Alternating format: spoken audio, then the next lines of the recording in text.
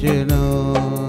ఓ సమాధి విజయమే నీ మరణమాములెక్కడా, రింగె జయము మరణము ఫలించే సత్యవాక్యము.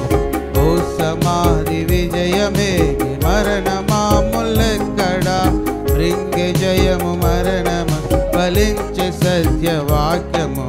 జై ప్రభో జై ప్రభో విజయులం విజయులం ప్రభు యేసు ఎల్లవేళ విజయమేచ్చును, ఘన విజయమేచ్చును. ప్రభు యేసు ఎల్లవేళ విజయమేచ్చును, ఘన విజయమేచ్చును. దైవ జన్మముందు వారే లోకమున్ జయింతురు, లోకమున్ జయించు విజయమే మన విశ్వాసము. దైవ జన్మముందు వారే లోకమున్ జయింతురు, లోకమున్ జయించు విజయమే మన విశ్వాసము. జై ప్రభో జై ప్రభో విజయులం విజయులం ప్రభు యేసు ఎల్లవేళ విజయమేచ్చును, ఘన విజయమేచ్చును. ప్రభు యేసు ఎల్లవేళ విజయమేచ్చును, ఘన విజయమేచ్చును. శ్రమయు బాధ హింసలైన కరువు వస్త్రహీనత, క్రీస్తు ప్రేమ నుండి మనలనేది నెడబాపవు. శ్రమయు బాధ హింసలైన కరువు వస్త్రహీనత, క్రీస్తు ప్రేమ నుండి మనలనేది నెడబాపదు. జై ప్రభో జై ప్రభో విజయులం విజయులం ప్రభు యేసు ఎల్లవేళ విజయమేచ్చును, ఘన విజయమేచ్చును. ప్రభు యేసు ఎల్లవేళ విజయమేచ్చును, ఘన విజయమేచ్చును. అన్నిటిలో పొందెదాము ఆయనలో విజయము, అధిక విజయముందెదం ప్రేమించు క్రీస్తు ద్వారని. అన్నిటిలో పొందెదాము ఆయనలో విజయము, అధిక విజయముందెదం ప్రేమించు క్రీస్తు ద్వారని. జై ప్రభో జై ప్రభో విజయులం విజయులం ప్రభు యేసు ఎల్లవేళ విజయమేచ్చును, ఘన విజయమేచ్చును. ప్రభు యేసు ఎల్లవేళ విజయమేచ్చును, ఘన విజయమేచ్చును. జయము పొందు వారెలారు తన రాజ్య వారసులు, దేవుడే వారికి తండ్రి వారయాన పుత్రులు. జయము పొందు వారెలారు తన రాజ్య వారసులు, దేవుడే వారికి తండ్రి వారయాన పుత్రులు. జై ప్రభో జై ప్రభో విజయులం విజయులం ప్రభు యేసు ఎల్లవేళ విజయమేచ్చును, ఘన విజయమేచ్చును. ప్రభు యేసు ఎల్లవేళ విజయమేచ్చును, ఘన విజయమేచ్చును. ప్రభుకి స్తోత్రము వృత్తిని గెల్చెను, ప్రభు యేసు ఎల్లవేళ విజయమేచ్చును, ఘన విజయమేచ్చును. ప్రభు యేసు ఎల్లవేళ విజయమేచ్చును, ఘన విజయమేచ్చును.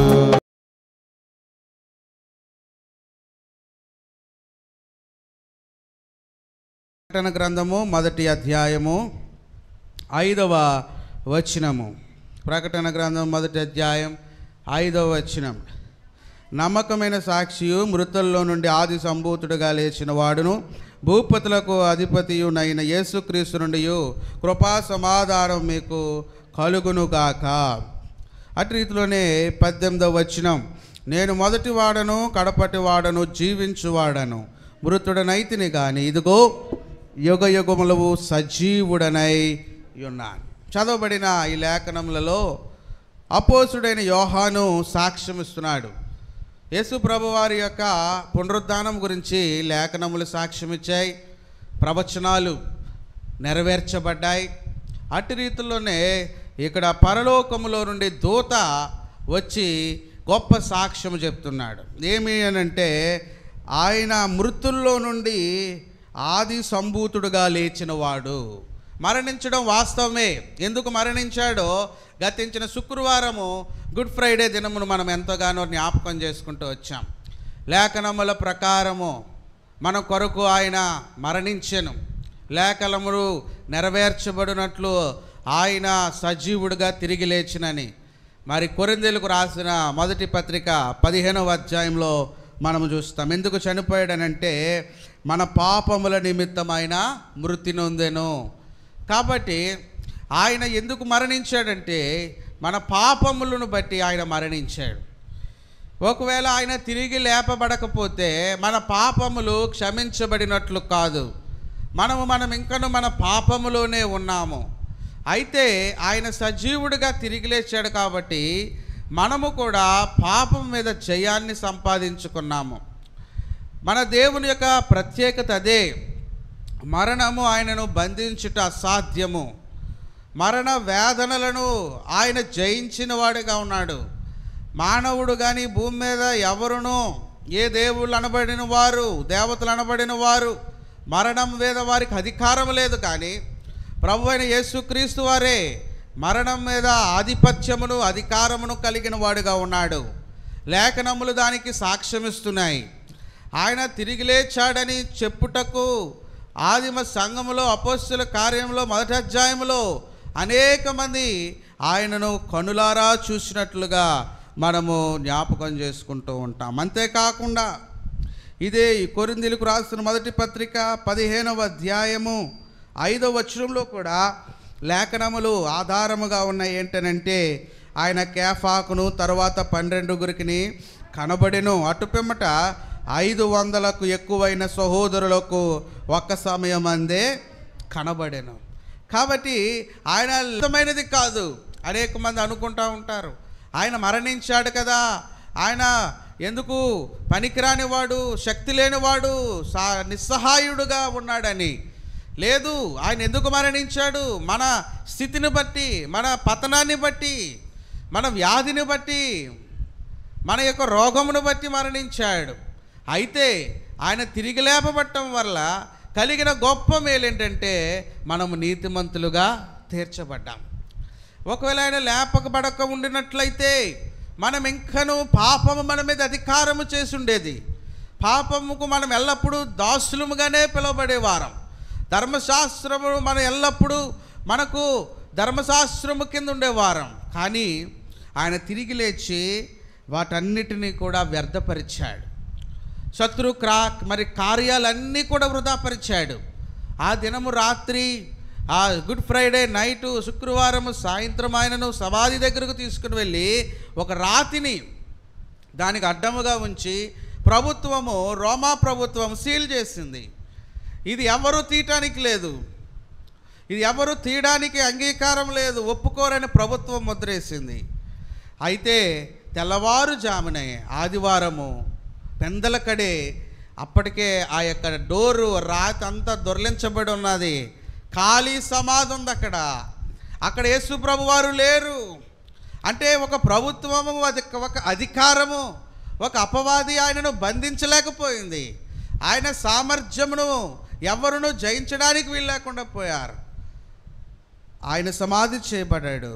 ఆయన చెప్పినట్లుగానే ఆయన తిరిగి లేచాడు. ఆయన మాట సత్యం. కాబట్టి క్రైస్తవుడికి కూడా ఒక నిరీక్షణ, ఒక ధైర్యము కలిగి జీవించాలి, ఉన్నతమైన ఆదరణ కలిగి జీవించాలి. ఎవరైనా మన వారిని లోకంలో పోగొట్టుకున్నప్పుడు నిరీక్షణ లేని వారి వలె మనము దుఃఖపడకుండా ఉండడానికి దేవుడు ముందుగానే లేచాడు. ఆయన ఎలా మృతి చెందాడో అలాగనే లేచాడు. దశలోనికలు రాసిన మొదటి పత్రిక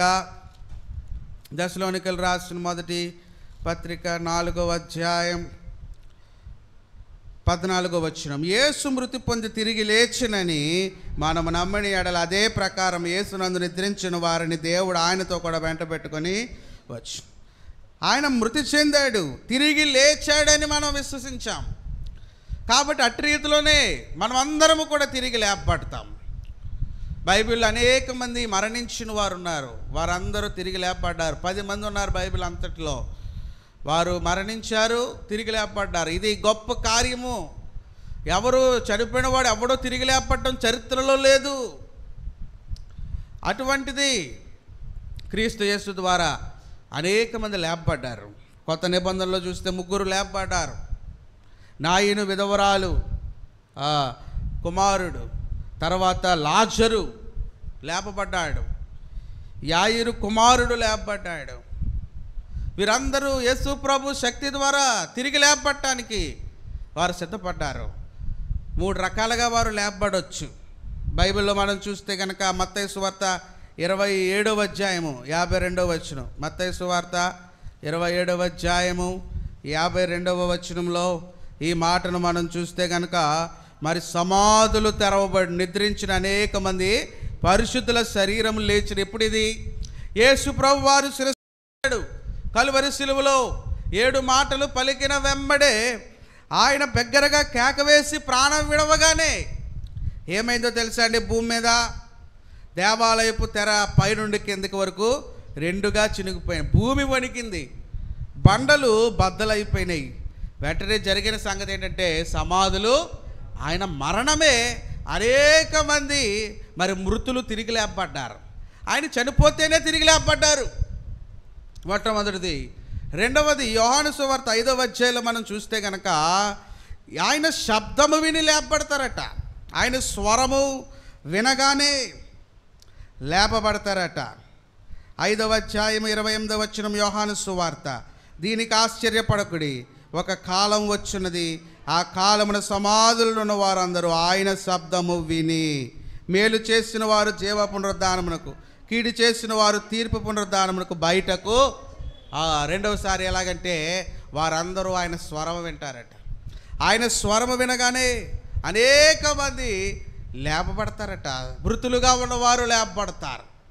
మూడవది, వారు చాలామంది ఎలా లేపబడతారంటే, మనం చూస్తూ ఉంటే కనుక యెహెజ్కేలు గ్రంథం 37వ అధ్యాయము, యెహెజ్కేలు గ్రంథం 37వ అధ్యాయము 12వ వచనంలో ఎలా లేపబడతారు మృతులు, ఎండిన ఎముకలు ఎలా లేపబడతాయంటే, కాబట్టి ప్రవచనం ఎత్తి వారు తిట్లనము, ప్రభువు యెహోవా సెలవిచ్చినదేమనగా, నా ప్రజలారా, మీరున్న సమాధులను నేను తెరచెదను, సమాధుల్లో నుండి మిమ్మల్ని బయటకి రప్పించి ఇశ్రాయేలు దేశంలోనికి తోడుకొని వచ్చేది. ఎలా రప్పిస్తాడు అని అంటే, 14వ వచనంలో, నేను యెహోవానై ఉన్నానని మీరు తెలుసుకొందరు, మీరు బ్రతుకున్నట్లు నా ఆత్మను మీలో ఉంచి. దేవుని ఆత్మ మృతుడైన మానవుని తిరిగి బ్రతికించగలదు.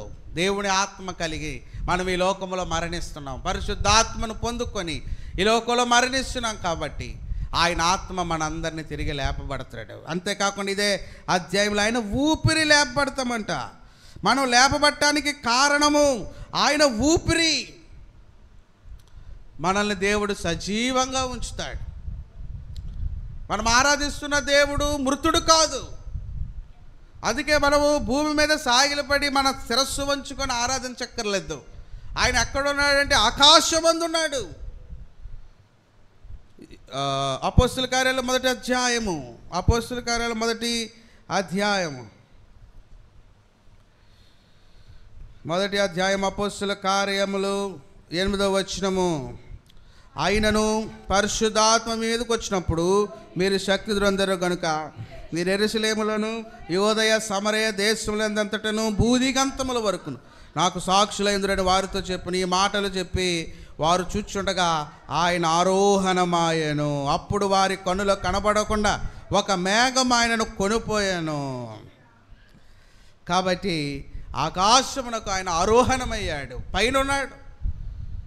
ఆయన ఎక్కడున్నాడంటే, స్టెఫను చనిపోతూ ఆయన ఏమన్నాడంటే, ఆయన పరలోకమందున్న తండ్రి కుడిపార్శ్వమున ఆసీనుడై ఉన్నాడు.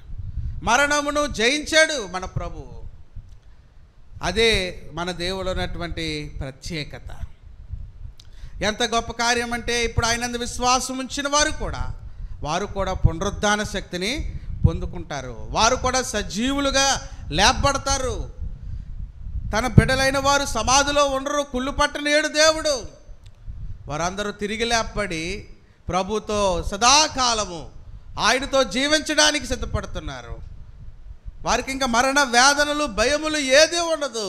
అంతేకాకుండా మొట్టమొదటిగా భూమి మీద మొట్టమొదటిగా ప్రథమ ఫలం ఎవరంటే క్రీస్తు యేసు ప్రభువారే. మరణించి తిరిగి లేచిన వాడు ఆయన ఒక్కడే. కొరింథీయులకు రాసిన మొదటి పత్రిక 15వ అధ్యాయము, కొరింథీయులకు రాసిన మొదటి పత్రిక 15వ అధ్యాయము 20వ వచనం. ఇప్పుడైతే నిద్రించిన వారిలో ప్రథమ ఫలముగా క్రీస్తు మృతుల్లో నుండి లేపబడి ఉన్నాడు. ప్రథమ ఫలము మరణించి పరదేశిలో ఆ దొంగతో అదే అంటాడు, నేడు నీవు నాతో కూడా పరదేశిలో అంటే ఆయన ఎక్కడ ఆసీనుడయ్యాడు? పరదేశకు వెళ్ళిన వాడు ఆయన ఒకడే. మొట్టమొదటిసారిగా మరణమును జయించాడు, తిరిగి లేచాడు. అంతేకాదు పరదేశుకు హెచ్చించబడ్డాడు, ఆరోహణమయ్యాడు. అంతేకాదు ఒక బందిపోటు దొంగను తీసుకుని వెళ్ళగలిగాడు. పాత నిబంధనలో ఇక మరి పునరుద్ధాన శక్తి లేదు, ఈ నిరీక్షణ వారికి లేదు.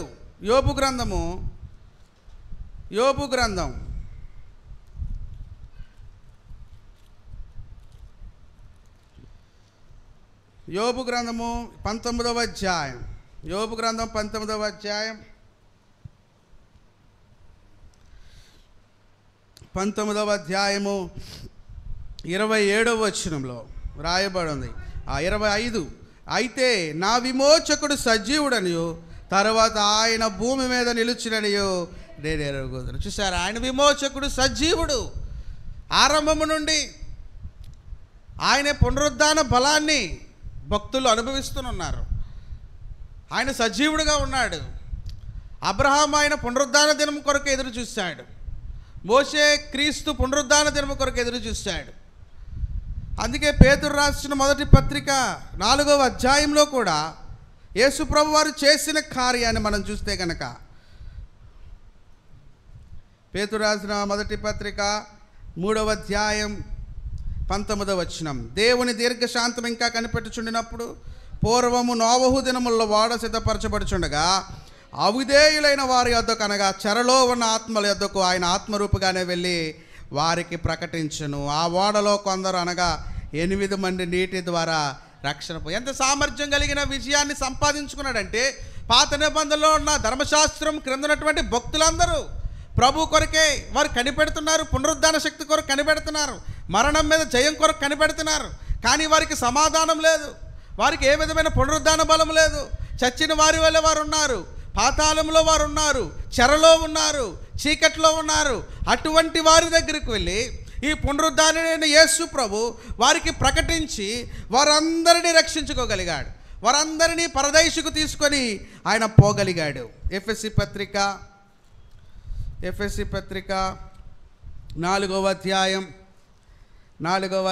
8వ వచనం, అందుచేత ఆయన ఆరోహణమైనప్పుడు చెరను చెరగా పట్టుకొని పోయి మనుషులకు ఈవులను అనుగ్రహించునని చెప్పబడి ఉన్నది. ఆరోహణమైనగా ఆయన భూమి యొక్క క్రింది భాగములకు దిగినని అర్థం ఇచ్చుచున్నది. కిందకు దిగాడు, పాతాళములోనికి వెళ్ళాడు. వెళ్ళి ఆయన మరలా పరదేశుకు తీసుకొని వెళ్ళాడు తన భక్తులను. అంటే భూమి మీద తన భక్తులు విడవబడరు, భూమి మీద తన భక్తులు వేదనలో వారు ఉండరు, కానీ పరలోకములోనికి వారు తీసుకొని పోబడుతున్నారు. అంతేకాకుండా వారికి అక్కడ ఈవులు ఇవ్వబడ్డాయి, అంతేకాకుండా వారికి బహుమతులు ఇవ్వబడుతున్నాయి. పునరుద్ధాన దేవుణ్ణి మనము ఆరాధిస్తున్నాము. అంతేకాకుండా ప్రకటన గ్రంథం 5వ అధ్యాయంలో చూస్తే ప్రకటన గ్రంథం అంతా వధించబడిన వాడుగా, గొర్రె పిల్లగా ఆయన కనబడుతున్నాడు. అంటే వధకు తేబడిన వాడుగా, వధించబడిన వాడుగా, అంతేకాకుండా తిరిగి లేచిన వాడుగా కనబడుతున్నాడు. 5వ అధ్యాయము 6వ వచనం, మరియు సింహాసనమునకును ఆ 4 జీవులకును పెద్దలకును మధ్యను వధింపబడినట్లు నేను గొర్రెపిల్ల నిలిచిండుట చూచి. ఆయన మరణించాడు, ఆయన తర్వాత నిలిచాడు, లేపబడ్డాడు. ఆ గొర్రెపిల్లకు 7 కొమ్ములను 7 కన్నులను ఉండేను. ఆ కన్నులు భూమి అంతటికి పంపబడిన దేవుని 7 ఆత్మలు. చూసారండి. అయితే వధింపబడిన వాడు మృత్యుంజయుడే తిరిగి లేచాడు కాబట్టి ఈ ప్రకటన గ్రంథంలో ఉన్న 7 ముద్రలను విప్పగల సామర్థ్యాన్ని సంపాదించుకున్నాడు.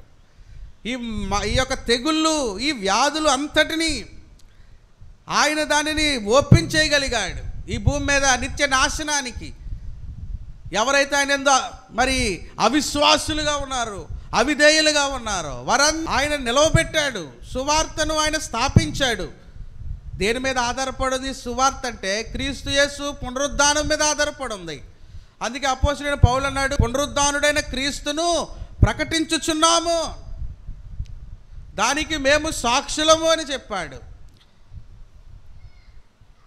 ఈ రీతిగా మనం జ్ఞాపకం చేసుకున్నట్లయితే ఆయన సింహాసనాసీనుడుగా ఉన్నాడు. మొదటి అధ్యాయం, ప్రకటన గ్రంథం మొదటి అధ్యాయము 18వ వచనంలో మధ్యలో చూస్తే, మరియు మరణము యొక్కయు పాతాళము యొక్కయు తాళపు చెవులు నా స్వాధీనములో ఉన్నాయి. ఈ లోకంలో పుట్టిన వారు కానీ ఎవరైనా వారు మరణిస్తారు కాబట్టి, మరణించిన వారందరి యొక్క ఆత్మలు ఎవరి స్వాధీనంలో ఉన్నాయంటే యేసు ప్రభు వారి యొక్క స్వాధీనంలో ఉన్నాయి. ప్రకటన గ్రంథం మొదటి అధ్యాయం 18వ వచనం. ప్రకటన గ్రంథం మొదటి అధ్యాయం 18వ వచనం మధ్యలో నుంచి, మరియు మరణము యొక్కయు పాతాళము లోకము యొక్కయు తాళపు చెవులు ఆయన స్వాధీనమందు ఉన్నాయి. ఈ మరణం మీద ఆధిపత్యాన్ని సంపాదించుకున్నాడు, మరణం మీద అధికారాన్ని సంపాదించుకున్నాడు. ఇప్పుడు ఎవరైనా మరణిస్తే ఆయన చిత్తము లేకుండా, ఆయన సంకల్పం లేకుండా వారెవ్వరూ ఎక్కడికి వెళ్ళలేరు. ఆయన చిత్తం లేకుండా ఏ మానవుడు భూమి మీద, ఏ ఆత్మ ఏ నాశనంలోనికి వెళ్ళలేదు. ప్రతి ఒక్కరి ఆత్మలు ఆయన స్వాధీనంలో ఉన్నాయి.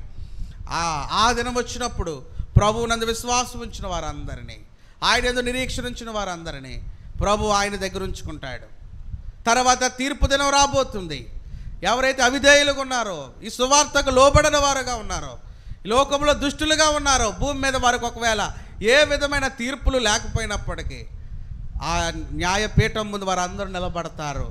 అప్పుడు వారందరూ నిత్య అగ్ని గుండములోనికి వారు నెట్టివేయబడతారు. అయితే ఆయన యందు సజీవులుగా ఉన్నవారు, ఆయన యందు విశ్వాసం ఉంచి పునరుద్ధాన శక్తిని పొందుకొని సజీవులుగా తిరిగి లేపబడిన వారందరూ కూడా ప్రభుతో యుగయుగములు ఉంటారు, సదాకాలం ఉంటారు. ప్రకటన గ్రంథము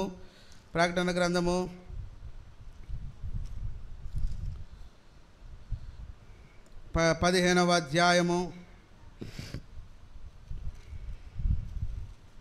21వ అధ్యాయం. ప్రకటన గ్రంథం 21వ అధ్యాయము 3వ వచనం, అప్పుడు ఇదిగో దేవుని నివాసం మనుషులతో కూడా ఉన్నది, ఆయన వారితో కాపురముండును, వారు ఆయన ప్రజలయ్యుందురు, దేవుడు తానే వారి దేవుడయుండి వారికి తోడయ్యుండును, ఆయన వారి కనుల ప్రతి బాష్ప బిందును తుడిచివేయును, మరణము ఇక ఉండదు, దుఃఖమైనను ఏడ్పైనను వేదనైనని ఉండదు, మొదటి సంగతులు గతించిపోయినని సింహాసనములో నుండి వచ్చిన గొప్ప స్వరము చెప్పుట వింటినే. చూసారా, ఇంకెప్పటికీ కూడా మరణము లేకుండా చేశాడు, మరణాన్ని బంధించేశాడు.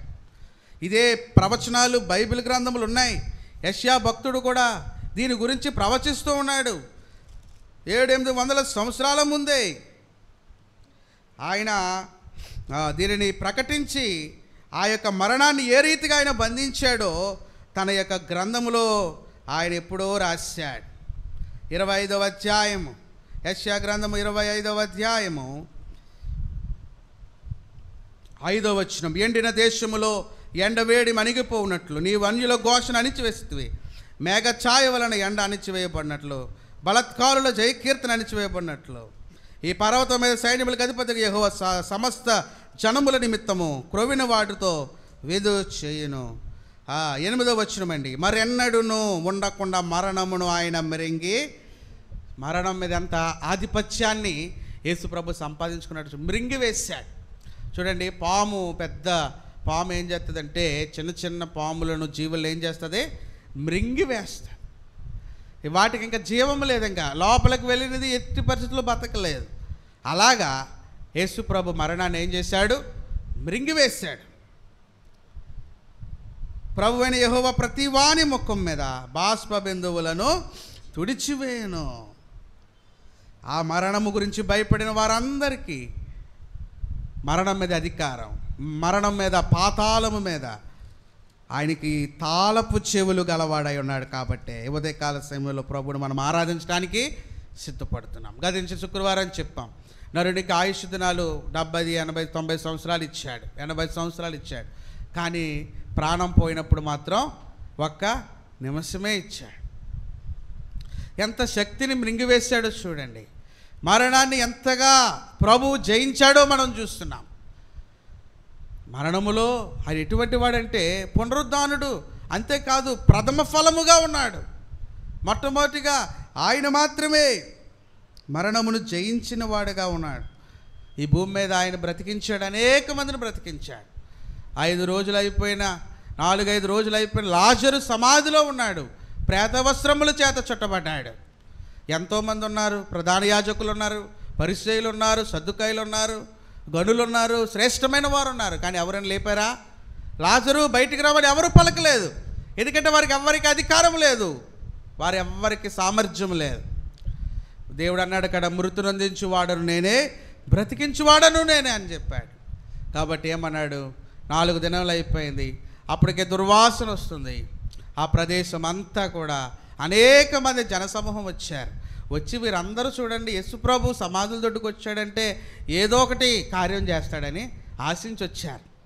ఏం చేద్దామా, ఏం చేస్తాడని చూశారు. ప్రభు అన్నాడు, బిగ్గరగా అన్నాడు, లాజరు బయటకు రామన్నాడు. ఎప్పుడైతే రాయి దొర్లించారో లాజరు నడుచుకుంటూ బయటకు వచ్చేసాడు. ఆ సమాధుల దొడ్డు అంటే ఎంతమంది ఉంటాయంటే బోల్డ్ వందల సమాధులు ఉంటాయి కదా. సమాధుల మీద సవాళ్ళ మీద పెట్టేసుకుంటున్నారు కదా, ప్లేసులు లేక అనేక మంది ఉంటారు.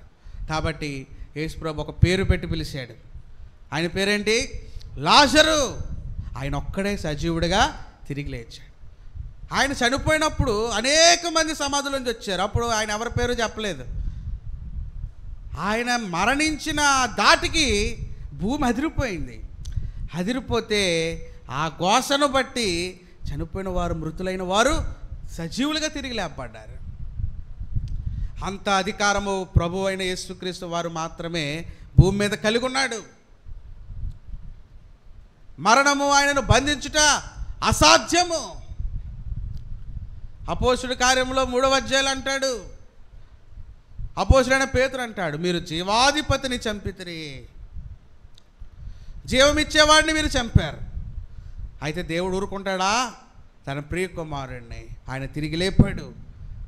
ఆయన లేపబడినప్పుడే ప్రవచనము కూడా సఫలం చేయబడింది. యెషయా గ్రంథం 53వ అధ్యాయంలో ఆయన గురించి చెప్పబడిన ప్రవచనం నెరవేర్చబడింది.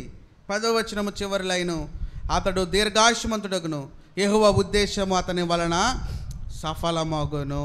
ఆయన ఉద్దేశం సఫలమైంది. ఏమిటి ఆ ఉద్దేశం అని అంటే ఆయన తిరిగి లేపబడ్డాం. ఈ ఈస్టర్ దినంలో ఎవరు వచ్చారు? మొట్టమొదటిగా ప్రభువుని ఆరాధించడానికి పెందలకాడ ఎవరు వచ్చారు? సమాధుల తోటికి ఎవరు వచ్చారు చెప్పండి. ఇప్పుడు అనేక మంది పొద్దున్నే చాలామంది కనబడతా ఉన్నారండి, తెల్లారి వెళ్ళిపోతున్నారు. వారు వెళ్ళిపోతున్నప్పుడు మనసులో బాధ వింది. అంటే క్రీస్తు తిరిగి లేచాడని వారు నమ్మనట్ట నమ్మనట్ట? వారు నమ్మారో లేదో నాకు తెలియదు. కానీ ఇక్కడ రాయబడినట్లు మనం చూస్తే దశలోనికి రాసిన మొదటి అధ్యాయం 4వ మొదటి పత్రిక 4వ అధ్యాయం, దశలోనికలు రాసిన పత్రిక మొదటి పత్రిక 4వ అధ్యాయం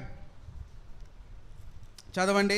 14వ వచనం, యేసు మృతి పొంది తిరిగి లేచినని మనము నమ్మిన ఎడల అదే ప్రకారం యేసునందు నిద్రించిన వారు దేవుడు ఆయనతో కూడా వెంటబెట్టుకొని వచ్చును. దేవుడు మృతులకు సజీవులకు దేవుడే.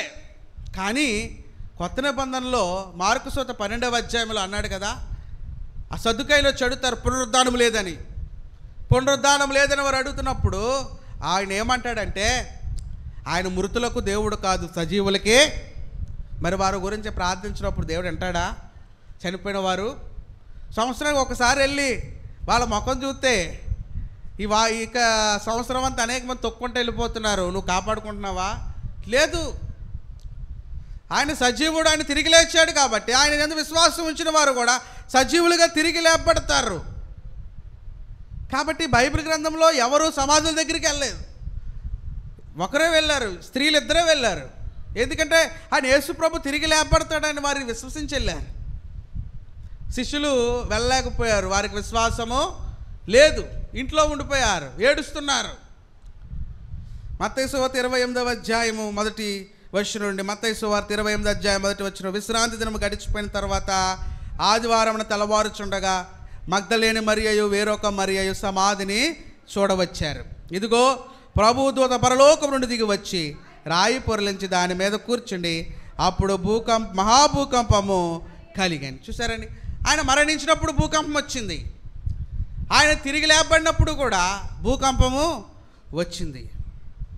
ఆ దూత స్వరూపం మెరుపు వలె ఉండెను, అతని వస్త్రము హిమమంత తెల్లగా ఉండెను, అతనికి భయపడుట వలన కావలి వారు వణికి చచ్చిన వారి వలె ఉన్నారు. చూసారండి, ఆ రాయిని ఎవరూ దొర్లించలేరు.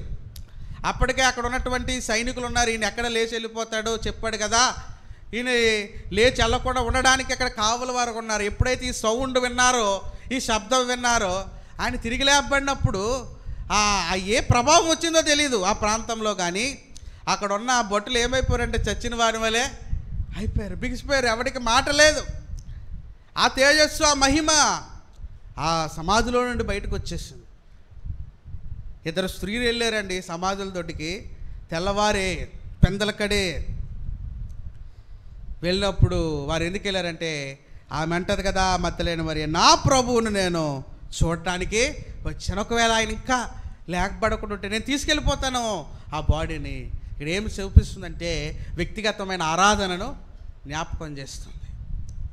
ఈమెను దేవుడు చాలా ఉపకారం చేశాడు. ఈమెకు 7 దయ్యాలు పట్టి పీడింపడుతుంది. నెమ్మది లేనటువంటి ఈ మహిళ దగ్గర, ఈ స్త్రీ దగ్గర దేవుడు బాగు చేశాడు కదా, ఆ కృతజ్ఞత వచ్చింది ఒకవేళ ఆయన చూద్దామని. కానీ మొట్టమొదటిగా ప్రత్యక్షమైంది ఎవరు కనుక్కున్నారు? ఏ మగ్దలేని మరి అయితే అక్కడ ఆశతో వచ్చిందో, యేసుప్రభువుని చూడలేకపోయిందో, ఆ మగ్దలేని మరి దగ్గరికి వచ్చి, అమ్మా నువ్వు భయపడకు. మరి ఎవరి దగ్గరికి దేవుడు వెళ్ళలేదు. ఆ సజీవుడైన దేవుడిని ఎవరైతే విశ్వసిస్తారో, ఎవరైతే ఆయన అంగీకరిస్తారో, ఎవరైతే ఆయనతో పాటు పాతి పెట్టబడతారో వారికే దేవుడు ప్రత్యక్షమవుతాడు. ఎవరైతే దీనులుగా విరగొట్టబడిన వారుగా ఉంటారో వారినే దేవుడు దృష్టిస్తాడు. ఆయన చనిపోయాడు నిస్సహాయుడని కాదు, ఆయన ఎవరికి ప్రత్యక్షం అవ్వాలో వారికే ప్రత్యక్షం అవుతాడు. ఆయన దగ్గరికి వచ్చి ఏమన్నది యొక్క స్త్రీ వచ్చి ఏమందనంటే 6వ వచనం, ఆయన ఇక్కడ లేడు. మన పితరులు, మన పరిశుద్ధులు, మన దైవజనులు, మన భక్తులు ఇక్కడ లేరు. వారు దేవుని యొద్ద విశ్రాంతిలో ఉన్నారు, సమాధానంలో ఉన్నారు. మనం వారిని వెంబడించినప్పుడు ఏమవుతుందంటే దేవుడు దాన్ని హర్షించడు. అనేక మందికి ఈ విషయం చెప్తే అనేక మందికి కష్టం అనిపిస్తున్నది. ఆయనకు వెళ్ళటం అసాధ్యము, అవసరం లేదంటే వారికి కష్టం అనిపిస్తుంది. కానీ ఆయన ఇక్కడ లేడు. ఆయన చెప్పినట్లే ఆయన లేచి ఉన్నాడు. రండి, ప్రభు పండుకొనిన స్థలము చూచి త్వరగా వెళ్ళి ఆయన మృతులను లేచి ఉన్నాడని ఆయన శిష్యులకు తెలియజేయుడి అని చెప్పాడు. మొట్టమొదటిగా ఈ వర్తమానం పంపింది. ఈ వర్తమానము స్త్రీ ద్వారా ఈ పునరుద్ధాన వర్తమానము సర్వలోకానికి పంపించబడింది. ఆ తర్వాత శిష్యులు వచ్చారు. యేసు ప్రభువుని వారు కన్నులారా వారు చూసి ఖాళీగా ఉండటం చూశారు. వారు సువార్తను మరలా వారు ప్రకటించడానికి వారు సిద్ధపడ్డారు. యోహాను సువార్త 20వ అధ్యాయం, యోహాను సువార్త 20వ అధ్యాయం 5వ వచనం. వంగి నారబట్టలు పడి ఉండట చూచెను, కానీ అతడు సమాధిలో ప్రవేశింపలేదు. అంతటా సీమోను పేతురు అతని వెంబడి వచ్చి సమాధిలో ప్రవేశించి నారబట్టలు పడి ఉండుటయు ఆయన తల రుమాలు నారబట్టల యొద్ద ఉండక వేరుగా ఒక చోట చుట్టి పెట్టి ఉండుటయు చూశాను. చాలా సంవత్సరాల కిందట డాడీ ఉన్నప్పుడు మోజెస్ గారు, ఆ సాధువు గారు అల్లుడు గారు మోజెస్ గారు వచ్చి మాట చెప్పాడు, ఇప్పటికీ గుర్తుంది. ఆయన ఇతర దేశాలు అరబ్ కంట్రీస్లో వెళ్ళినప్పుడట ఒక రెస్టారెంట్కి వెళ్ళారట. తీసుకొని వెళ్తే ఆ రెస్టారెంట్లో కొన్ని టేబుల్స్లో ఈ యొక్క గుడ్డ ఇలా కప్పెట్టేసి, ఒక వస్త్రము ఇలా కప్పెట్టి దీన్ని మడత పెట్టేసి ఇలా ఉందట. ఎందుకు అని అంటే ఇది రిజర్వ్ అయిపోయి ఉంది, ఈ బల్ల ఒకరు కొరకు వేచి ఉంది, ఇది ఎవరు ఉపయోగించుకోవటానికి వీలు లేదట. ఇక్కడ కూడా లేఖనం అదే సెలవిచ్చింది. యేసు ప్రభు యొక్క సమాధి దగ్గర లోపలికి వెళ్ళి చూశారట. ఏమైంది అప్పుడు? నారబట్టలు పడి ఉండుటయు, ఆయన తల రుమాలు నారబట్టలతో ఉండక వేరుగా ఒక చోట చుట్టి పెట్టి ఉండటే చూశారట. అప్పుడు విశ్వసించారు, నిజమే, ఈయన నిజంగానే లేచాడు, ఆయన వస్త్రాలు ఉన్నాయి, ఆయన రిజర్వ్ చేయబడ్డాడు, ఆయన చెప్పినట్లుగానే ఆయన పునరుద్ధారుడిగా తిరిగి లేచాడు అని ఎప్పుడైతే ఆ నారబట్టలు చూశారో వారికి విశ్వాసం కలిగింది, గొప్ప ధైర్యం వారికి కలిగింది. నిజమే, ఈయన దేవుని కుమారుడని విశ్వసించారు. అప్పటి నుండి ఆయనను గురించి వారు అద్భుతంగా మరి ప్రచురించడం ప్రారంభించారు. కాబట్టి మన దేవుడు సజీవుడు. మనం దేని గురించి లోకంలో చింతించవలసిన పని లేదు. ఆయన చనిపోయిన వాడు అనుకోండి, మనకెందుకు? సమాధి చేయబడిన వాడు అనుకోండి, కుళ్ళిపోయిన వాడు అనుకోండి, మనకెందుకు? లేఖనములే చెప్పాయి, ఆయన శరీరము కుళ్ళిపోలేదు, కుళ్ళు పట్టనీయుడు అట్ట దేవుడు. తన వారిని దేవుడు చూస్తున్నాడు, తన భక్తులను దేవుడు ఆదరిస్తాడు. ఈ మరియను దేవుడు ఏం చేశాడంటే, ఈ మరియను దేవుడు ఆదరించాడు. 14వ వచనం, 20వ అధ్యాయం యోహాను సువార్త 14వ వచనం. ఆమె ఈ మాట చెప్పి వెనక తట్టు తిరిగి యేసు నిలిచి ఉండట చూచును కానీ ఆయన యేసు అని గుర్తుపట్టలేదు. చూడండి, అంత అయోమయ పరిస్థితుల్లో ఉన్నది ఆమె. నిజంగా ఆమెకు నిజమైన ఆదరణ లేదు, నిజమైన సంతోషం లేదు. ఏ ప్రభువునైతే నేను చూడాలని వచ్చానో ఆ ప్రభువుని నేను కనుగొనలేకపోయినా ఏడుస్తుంది. అయితే యేసు ప్రభువే మరలా ఆమె దగ్గరికి వచ్చాడు. అమ్మా, ఎందుకు ఏడ్చుచున్నావు, ఎవరిని వెతుకుచున్నావు అని ఆమెను అడగగా ఆమె ఆయన తోటమాలి అనుకునయ్యా, నీవు ఆయనను మోసుకొని పోయిన ఎడల ఆయనను ఎక్కడ ఉంచుతావో నాతో చెప్పుము, నేను ఆయనను ఎత్తుకొని పో. చూసారండి, మొట్టమొదటికి నా ప్రభువేడి అని అడిగింది. రెండవది, నాకు చెప్పు, ఆయనను ఎత్తుకొని వెళ్ళిపోతాను. ఎంత అద్భుతమైన ప్రేమ! దేవుణ్ణి ప్రేమిస్తున్నారు. స్త్రీలు బలహీనమైన ఘట్టం కలిగిన వారే, కానీ దేవుని ప్రేమించుట్లో ఎంత ధైర్యం! దేవుని కొరకు ఎదురు చూడటానికి తెల్లవారే వెళ్ళిపోయింది. మనం అప్పుడైనా చీకట్లోకి వెళ్తున్నప్పుడు సమాధుల వైపు మనం చూడటానికి కూడా భయపడం, ఎంతో భయపడిపోతుంటున్నాం. మరి గొరువు రాత్రులు వెళ్ళాం, ఎప్పుడు వెళ్ళినా భయం వేసేస్తుంది. మా ఇంట్లో ఎవరైనా నేను కానీ అటువైపు రాత్రి వెళ్ళాననుకో వచ్చే వరకు టెన్షన్, ఎందుకంటే అవన్నీ సమాధులే. వాళ్ళు మరి తెల్లారులు తిరుగుతూ ఉంటారు ఆ వీధులు, వాళ్ళకి అలవాటు అయిపోయింది. అంత భయంకరమైన ప్రదేశాలు ఆ దినాల్లో ఇంకా కష్టతరంగా ఉండేవి. ఇప్పుడు ఎంతో మరి మోడర్న్గా దానిని మరి తయారు చేసుకుంటున్నారండి. ఇల్లు కొంపలు కూడా అలాగ ఉండవు ఈ రోజుల్లో. ఆ సమాధులు చూస్తే అందులో రాబుద్ది అవ్వట్లేదు, అంత గ్రానైటే. ఆ దినాల్లో ఎంతో భయంకరంగా ఉండే ఆ ప్రదేశాల్లో ఈ ఇద్దరు స్త్రీలు ఆ ప్రభువును చూడటానికి వెళ్ళారు. కాబట్టి వారు ఆదరించబడ్డారు, ధైర్యపరచబడ్డారు. 16వ వచనం చూస్తే, యేసు ఆమెను చూచి మరియా అని పిలిచాను. ఆమె ఆయన వైపు తిరిగి ఆయనను హెబ్రీ భాషతో రబ్బూని అని పిలిచాను. ఆ మాటకు బోధకుడని అర్థము. 18వ వచనంలో ఏమందంటే, మగ్దలేనే మరియా వచ్చి నేను ప్రభువును చూచితిని, ఆయన నాతో ఈ మాటలు చెప్పినని శిష్యులకు పునరుద్ధానుడైన ప్రభువును చూసింది ఆమె. శిష్యులు చూచారు, 500 మంది చూచారు. ఈ మగ్దలేనే మరియా చూచింది. పరలోకం నుండి ఒక దూత వచ్చి యోహానుకు చెప్తుంది, ఈయన సజీవుడని. ఈయన సాక్ష్యములు ఆయన పునరుద్ధానం గురించి రాయబడి ఉన్నాయి. ఉదయకాల సమయంలో అటువంటి ప్రభువును మనం స్తుతిస్తున్నాను. ఆ పునరుద్ధానము ద్వారా మనకు ఆదరణ కలిగింది. మనలో ఉన్న కలవరాలన్నీ పోయాయి.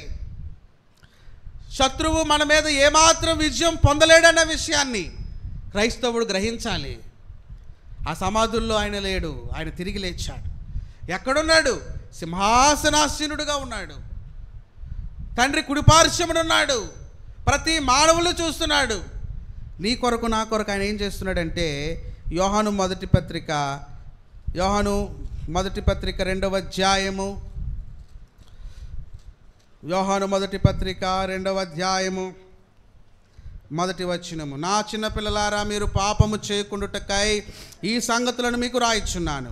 ఎవడైనను పాపము చేసిన ఎడల నీతిమంతుడైన యేసుక్రీస్తు అను ఉత్తరవాది తండ్రి యొద్ద మనకు ఆదరణకర్త ఉన్నాడు, ఉత్తరవాది ఉన్నాడు. మన పక్షంగానే విజ్ఞాపన చేయడానికి వెళ్ళాడు. మనల్ని ఒంటరిగా విడిచిపెట్టు కొరకు కాదు.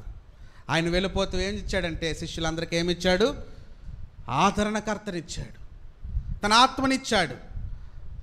లోకాసువార్త చివరి అధ్యాయంలో మనం చూస్తాం, బేతనీయ వరకు వారిని తోడుకొని వెళ్ళి అక్కడ వారిని ఆశీర్వదించాడు. వాగ్దానము చేయబడిన ఆత్మను మీ వద్దకు నేను పంపిస్తున్నాను. ఆదరణ.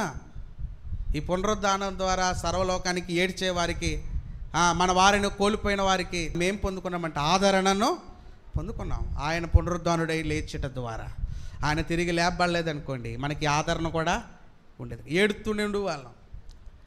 కాబట్టి ప్రతి ఒక్కరం కూడా ఈ లోకంలో, మనమైనా మన కుటుంబంలో ఉన్న వారైనా ఎవరైనా ఏదో సమయంలో నిద్రించినప్పుడు ఆదరణకర్త మన వద్ద ఉన్నాడు. ఆయన లేపబడటం ద్వారా మనకు ఏ రీతి ఆదరణను మనం పొందుకున్నాము, అట్టి ఆదరణతో ఎల్లప్పుడూ మనము ప్రభువుని హెచ్చించే వారంగా ఉండాలి.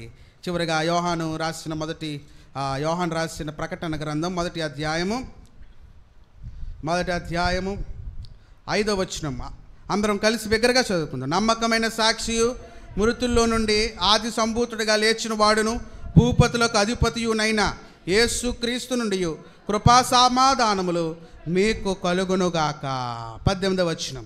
నేను మొదటి వాడను, కడపటి వాడను, జీవించువాడను, మృతుడనైతిని గాని ఇదిగో యుగ యుగముల వరకు సజీవుడనైనాను, మరియు మరణము యొక్క పాతాళలోకము యొక్క తాళపు చెవులు నా స్వాధీనములో ఉన్నవి.